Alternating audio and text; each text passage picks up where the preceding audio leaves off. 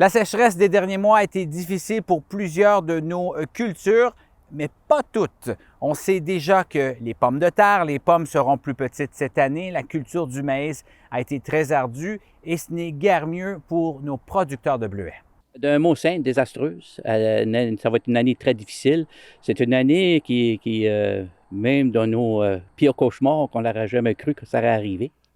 Le manque de pluie a limité la production de petits fruits, puis la récolte a été très difficile en raison des feux de forêt qui a limité l'accès aux champs.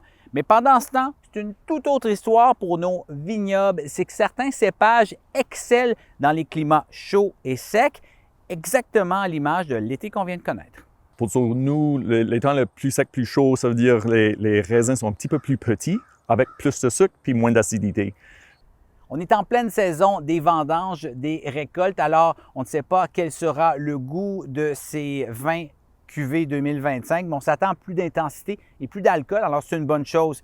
Évidemment, là, il y a plusieurs producteurs agricoles qui se demandent si le type d'été qu'on vient de connaître, ce sera la nouvelle norme. C'est assez important de le savoir parce que pour certains types d'agriculture, il faut être pas mal patient avant de récolter les fruits de notre labeur. Par exemple, les vignerons récoltent les raisins que plusieurs années après avoir planté leurs vignes.